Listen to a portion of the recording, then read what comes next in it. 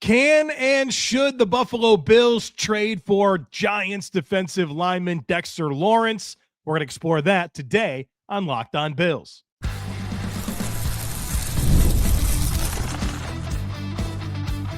You are Locked On Bills, your daily Buffalo Bills podcast. Part of the Locked On Podcast Network, your team every day. What's up, Bills Mafia? It's Joe Marino. On today's episode, we're going to explore Brandon Beane's comments about Greg Rousseau's new role, but the big story that I want to dive into is the potential of trading for Giants defensive lineman Dexter Lawrence, who has requested a trade. And the latest here comes courtesy of Ian Rappaport, who shared the Giants and star defensive lineman Dexter Lawrence, who have been talking about a new big money extension, have reached an impasse, sources say. The Giants have engaged with teams on a potential trade, and that will continue. It should come to a head before the draft. This is very interesting. And so I want to talk about Dexter Lawrence, the contract, what a trade package would look like, and ultimately if the Buffalo Bills should be all in on exploring this. So Dexter Lawrence is 28 years old, and he turns 29 in December. He has 2 years remaining on his 4-year, $90 million contract. And Dexter Lawrence is an absolute stud of a player. He's a nose tackle, but he's in the special category of nose tackles. Probably the premier guy in the league. Not just a run stuffer, not just a space eater, not just a capable pass rusher, but an outstanding pass rusher that is also dominant against the run. 6'4", 340 pounds. He's a monster.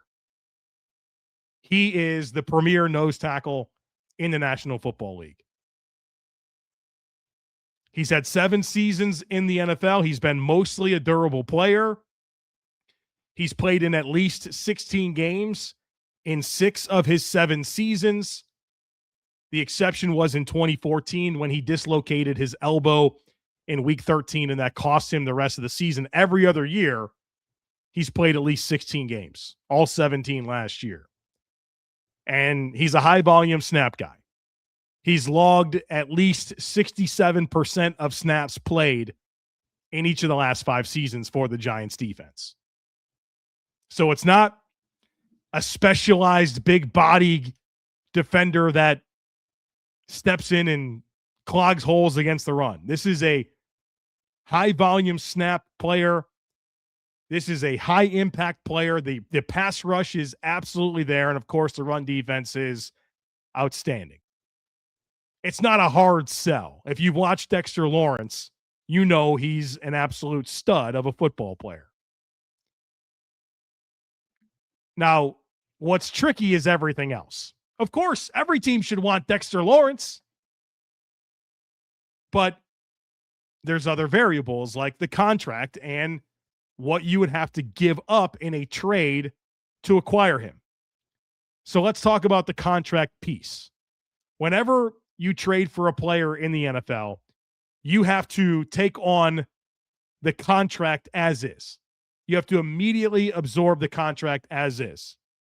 So that means that whatever team trades for Dexter Lawrence, they have to absorb $20 million against the cap immediately. And then you could go from there. And obviously he wants a raise. And the reports are that he's seeking $30 million a season.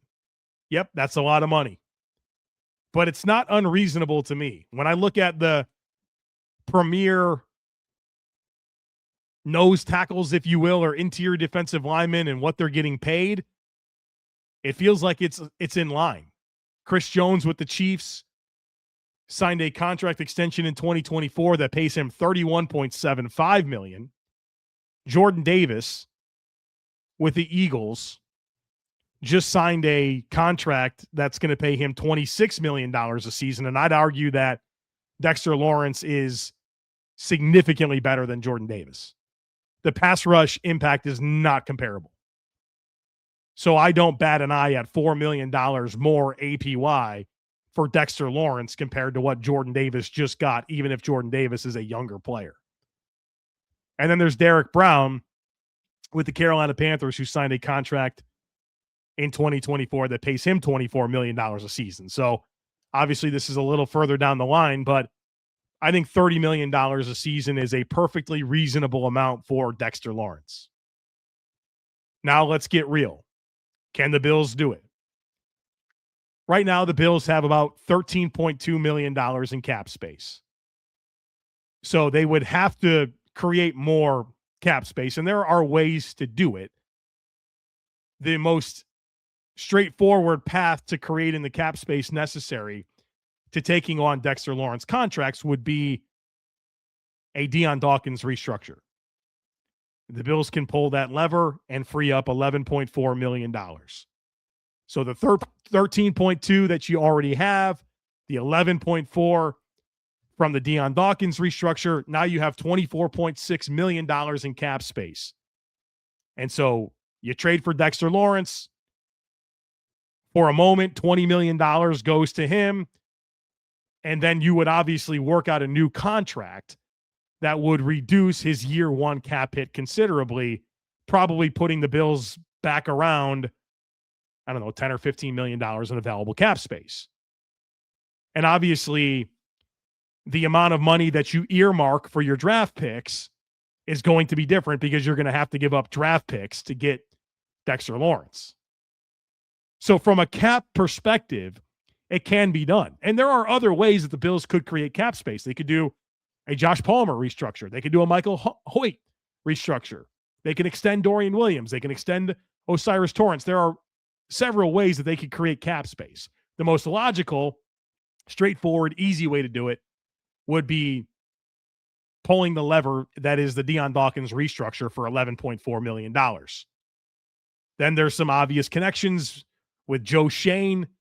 The Giants general manager is BFFs with Brandon Beane. If you are ever at an NFL event, those guys are together. They're tight. And so they have each other's phone numbers, obviously. I think the dialogue there would be pretty easy. And then you also have the variable of John Igorogwu, the Bills' inside linebackers coach. He was with the Giants for the last 4 seasons as the inside linebackers coach for the Giants. Now, obviously, that's not the exact position that Dexter Lawrence played, but he's been in the building observing him. There should be good intel on Dexter Lawrence. So the connections are pretty obvious. So we've established that he's an awesome player. We've established that the Bills could create the cap space necessary to do the trade. The next thing for us to consider is, what do you have to give up? And so we'll dive into what that could look like here next. Folks, be sure to stick with me. If you've ever opened your bank account and thought, where did all my money go? You're not alone. Keeping track of subscriptions, spending, and bills can get overwhelming fast. That's where Rocket Money comes in, helping you take control of your finances all in one place. It automatically categorizes your spending so you can see exactly where your money's going, and you can set budgets, get alerts, and stay on top of upcoming bills. It just makes everything feel more organized and gives you a clearer picture of your finances day to day. Rocket Money is a personal finance app that helps find and cancel unwanted subscriptions, monitors your spending, and helps lower your bills so you can grow your savings. Let Rocket Money help you reach your financial goals faster. Join at rocketmoney.com/lockedon. That's rocketmoney.com/lockedon. All right, welcome back, folks. So what would the Bills have to give up in a trade for Dexter Lawrence? The reports out there are that the Giants are seeking a first-round pick. Terrific, right? Like, you could do that. You could trade your first-round pick. Now, you wouldn't pick until 91, but Your first round pick would be Dexter Lawrence and your second round pick would be DJ Moore. And, well, that's some proven NFL talent. When you consider recent deals, right, I think it's always appropriate to look at recent trades to give you an idea of what this deal could look like. And of course, we have the Quinnen Williams contract, or the Quinnen Williams trade that happened last year between the Jets and the Cowboys. The Dallas Cowboys gave up a first-round pick and a second-round pick, plus Mozzie Smith, who's like a bust of a first-round pick, to be honest with you, for Quinnen Williams. So a 1 and a 2. Now, I think there's some things that are different. Quinnen Williams, at the time of the trade, was 27, where at the time of this trade, Dexter Lawrence will be 28, so he's a little older. But probably the biggest component as to why maybe it would be less of a package that you'd have to send to get Dexter Lawrence is that we're not talking about, and we weren't talking about, a new contract for Quinnen Williams. In fact, I don't think most people expected Quinnen Williams to be traded. And so when that deal happened at the deadline, there were 2 years left on that 4-year, $96 million deal for Quinnen Williams. And so, like I said, younger, not asking for a raise, you took on the contract as is. So does pick 26 in the first round get it done? Well, there's probably going to be some change required. What is that change? Is it a day 2 pick? Is it a 1 and a 3? Is there a player that the Bills could put in there? I don't know, Keon Coleman, something like that. Ray Davis, they need a running back. Just throwing things out there. Is it a 4th round pick? The question would be is what change, right? Whether that's a 3, a 4, a player, what's too much? Because obviously this is a unique opportunity to trade for Dexter Lawrence. This is not an all-the-time situation. So I think you'd have to figure out what the change is, but if it's 26 and something that's not super painful, that's going to be tough to resist. So here's what it ultimately comes down to, right? Like, should the Bills be in on this or should they not? I would be pursuing a trade for Dexter Lawrence. There's a lot to like. And so, you know me, I like to do things I like, things I didn't like. So let's consider this. If the Bills were to pull this off, what would I like? Well, first of all, it's a premier player. Dexter Lawrence is an A-list NFL player that fills a massive need for the Bills. You've heard me talking over the last couple of weeks. Really, I mean, probably longer than that. I'm concerned about this defensive front seven. I don't think the Bills have given Jim Leonhard close to what he needs to implement his defense. And I think at the forefront of that is the defensive line, where the Bills have not done a single thing. Now, they added Bradley Chubb as an outside linebacker, but I'm talking hand in the dirt, defensive lineman. They've not done a thing. They've had some players leave, but they haven't added anything here. And so we're living in this world where our fingers are crossed that Ed Oliver can transition to the 4-eye, that Deon Walker can live full-time as a nose tackle, that TJ Sanders and Landon Jackson can play 5-tech, that Dwayne Carter can come back healthy and matter somewhere on this defensive line. I'm not comfortable with that. You add Dexter Lawrence to this mix and it changes it all, in my opinion, because now you get a true nose tackle that's not just a big-bodied space eater, but a legit dude that can make plays and rush the passer. I feel good about Ed Oliver. And then it's Deon Walker probably playing that 5 technique where I kind of like him better. I think he's a better player in wider alignments despite having a body type that tells you he should play in the A-gaps. To me, it's boom, like, all right, we have a real foundation to do this thing that I think Jim Leonhard wants to do. So a premier player at a massive need. He's reasonably young. He's 28 years old. He turns 29 in December. the type of skill set that should tell you there's probably 3 more like prime seasons left. I think he can give you 5 good seasons. I'm not really concerned that, hey, they would trade for him and immediately be concerned that this is a declining player.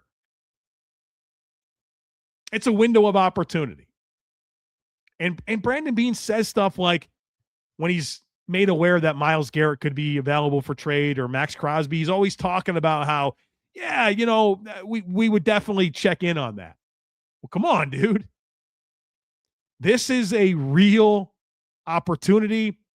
It certainly feels like this deal is going to happen. Are you going to let it pass you by, or are you going to seize the window of opportunity? I'd be real interested in seizing that window for this type of player under these circumstances. A lot to like about this possibility. Now, of course, there's always the other side of the coin. When I consider things I don't like, well, it would be a big swing in terms of you're giving up a first-round pick. Yeah, it's 26, but it also is your opportunity to get meaningful young contributors. You'd be passing that by. And not just meaningful young contributors, but cost control as well. That's not nothing. And you need it to work. Too many times, Brandon Beane has made these swings, whether it's Von Miller or paying a big extension to Trey White or paying a big extension to Matt Milano. And the return on investment just not there like it needs to be. And it straps the team because it's a limited resource environment. And if it doesn't come together, the opportunity cost becomes significant, and you got a lot of eggs in a basket that is not performing for you. So, yeah, you would need it to – he would have to come on and be the player he's been. Now, also, I'm not naive to him not coming off of his best season. He only had a half a sack in 2025. Is that because he's coming off of the dislocated elbow and there's some rust? They had all these pass rushers, right, and Kayvon Thibodeau and Brian Burns and Abdul Carter. Was it a situation where just a lot didn't work well for the Giants last year and Dexter wasn't quite himself? Something to be mindful of. And then maybe the biggest concern would be this. Why aren't the Giants willing to try and make it work? Why won't they make or meet Dexter Lawrence's desire for a pay raise? I know it's year 1 of John Harbaugh coming over as a head coach. But, this is a team that has identified their quarterback in Jackson Dart. They have, legit veteran talent. I don't think that anybody looks at the Giants and says Super Bowl contender, but I think there should be an expectation for them to win 7 to 9 games. And to go on a run in 2027, I'd want Dexter Lawrence around to do that, right? It's going to be harder if you don't have him. But it also is a younger team with a new head coach, and you're probably looking to stockpile assets. And, all right. But ultimately, you're going to be missing Dexter Lawrence. And you've been around him for the last several years. You drafted him. You paid him. And now he's looking to get a bump, and you're not willing to do it. And it sounds like they're pretty far apart, where Dexter Lawrence, according to some of the reports out there, wants $30 million a season. And I think Ari Marov said the Giants are nearly $10 million different APY. Well, I think that's kind of crazy. $20 million for Dexter Lawrence. So I don't know, maybe the truth is somewhere in the middle there, but for whatever reason, the Giants are exploring a trade. And as Ian Rappaport reported, they've reached an impasse. All right. So I'm in. I would love it. With the 26th pick in the 2026 NFL draft, the Buffalo Bills select Dexter Lawrence.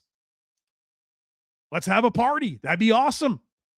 That'd be awesome. That'd be a heck of a swing, and one that would make a lot of sense to me. You can sit there and pick Christian Miller. I like Christian Miller. You can sit there and pick Caden McDonald, but you'd be drafting those players hoping they become Dexter Lawrence, or you can just get Dexter Lawrence right now. Again, opportunity cost. I get it. You're going to pay a whole lot more for Dexter Lawrence, significantly more. But he's Dexter Lawrence. And this is a Bills team that's trying to get over this proverbial playoff wall.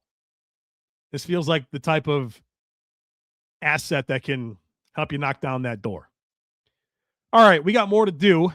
Joe Buscaglia of The Athletic spoke with Brandon Beane, who gave us an understanding of what to expect from Greg Rousseau's role moving forward, in addition to Landon Jackson and Jordan Hancock. So we'll talk about that next, folks.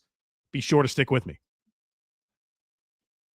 The NFL draft is here, where preparation meets opportunity and every decision matters. It's all about being ready when your moment comes. And that same mindset applies off the field too. That's where Rougiet comes in. Rougiet offers treatments designed to help you feel ready and confident when it matters most. Their top option, Rougiet Ready, is a mint that dissolves under your tongue with clinically proven ingredients. It works quickly, often in about 15 minutes, and can last up to 36 hours. And they also offer Go Long, designed to help with both performance and control. It's all about showing up at your best whenever your moment is. So head to Rougiet.com/LockedOnNFL and get 15% off your ED treatment. That's RUGIET.com/LockedOnNFL for 15% off. Rougiet, performance medicine for men. All right, welcome back, folks. Let's talk about some things we learned from Joe Buscaglia, courtesy of his interview with Brandon Beane. And it's a great article that you should read. It's in today's show notes. So click on today's show notes if you want to read this full article from Joe Buscaglia, covering some comments from a sit down that he had with Brandon Beane. And the big part of that is regarding Greg Rousseau, which we've already kind of been talking about Greg Rousseau as an outside linebacker. And now we have some quotes from Beane to kind of validate that. And so let me read you this quote, and we'll talk about it. So this is what Joe B said, courtesy through Brandon Beane. Yeah, I think he'll be an outside backer. You're not going to see him dropping into coverage as much as you would some other guys, but he can still do it enough. He might do it once per game. Could he go play the 4-eye? Yeah, he could. I don't know if you're getting his value there, to be honest. It doesn't mean he couldn't do it. I think he's versatile enough, like anything, if we needed him to go do it. If these guys are like, man, you're the best guy, Greg would. But we see him in the outside backer group, not that 3-4-5 tech 4-eye stuff. Yeah, there you go. Greg Rousseau, an on-the-ball outside linebacker. Now, let's be very clear. This is not a Matt Milano outside linebacker role. Completely different. It's on the ball, and he'll be playing forward, right? I think we have this urgency to go back to Mario Williams and Rex Ryan coming in and dropping into coverage, and the frustrations that came from that. You don't have to do that here with Greg Rousseau. I think he, like Beane said, like maybe once per game. And what's funny about that is, remember, Greg Rousseau played safety in college, or excuse me, in high school. So it's not completely foreign to him. And he's got a lot of length. And there's, they're not going to ask him to carry slot receivers down the field. He's going to shallow zone drop and use his length to impact throwing windows and make it tough to find completions. But he's still going to be playing forward, like overwhelmingly playing forward. And so I'm intrigued here. I think it allows Greg Rousseau to play with a little bit more vision. And he can play in those stand-up alignments, maximizing some speed to power, maximizing his length, hopefully unlocking more playmaking ability. So him and Bradley Chubb are going to be your two on-the-ball outside linebackers. Now, when the Bills are in sub, which I would assume is most of the time, probably every bit of 60 to 70%, I think he'll probably have his hand in the dirt a little bit, or Bradley Chubb will. So I'm very curious to see how this plays out. And I think we just got to get our expectations in the right place, in that it's not a Matt Milano outside linebacker role. This is on the ball and being tasked with a lot of similar things that he's done as an even front defensive end. Now, what's fascinating to me is the Landon Jackson piece of this whole conversation.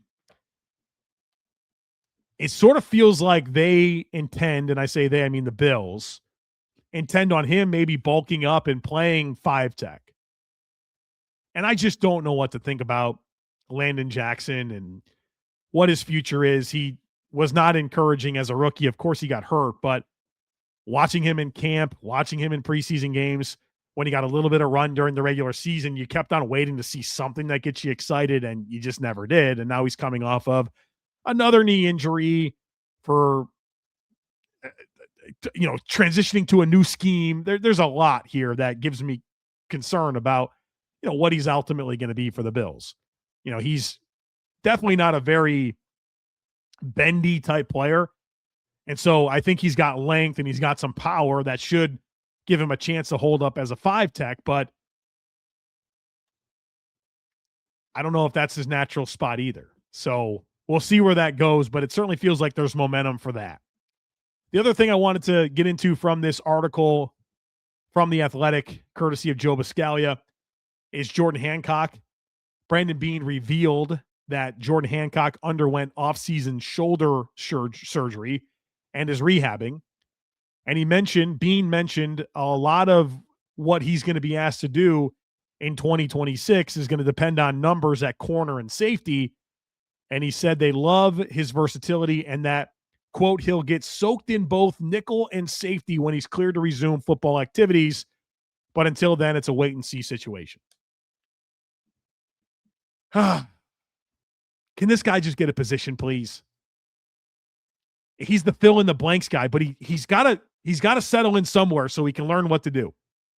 Versatility can be such a valuable thing, but if you never master anything, you're never going to really claim a role. You're just going to be a depth player that gets tossed into circumstances that you're not fully ready to handle, and you're probably not going to play good football with consistency.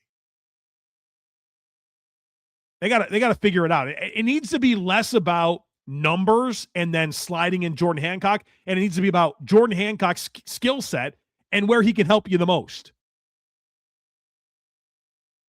So figure that out. Figure out in a vacuum what Jordan Hancock does best, the position that he plays best, and put him there. Don't do this thing where, well, we're light on numbers at safety, we're light on numbers at nickel, we're light on numbers at outside corner, and then he'll just bounce around. Come on. You think that's giving him his best chance? He's got physical upside. There's a physical mindset to how he plays. He's athletic. He is versatile, but the guy's not going to have a true chance to prove his true skill set until he's given a position to play, learns it, and has a chance to go out and execute. So I'm hopeful that this becomes resolved and that we're not going to go through another year of this. Because if he's going to be a thing, you got to give him a chance to be a thing. And so I find myself frustrated with this Jordan Hancock handling. Like, it was a cool idea to know that you could draft him and try him at different spots, but someone's got to figure out what he does best and put him in that position. And so I hope to see that happen. All right, folks, there you have it. Wanted to get into this Dexter Lawrence conversation. And then, of course, the article from Joe Buscaglia giving us some insight into Greg Rousseau, Landon Jackson, and Jordan Hancock. Again, there's a link in today's show notes if you want to read that full article. All right, folks, we've got Bill Squad for you on Thursday afternoon, live at 1:30 p.m. Eastern time on the YouTube channel. And then, of course, more Locked On Bills coming for you on Friday. So don't miss anything. Make sure you're subscribed. I'd love it if you took a second to rate, review, and share the podcast. Have a great rest of your day. Go Bills! And I look forward to catching up with you again real soon.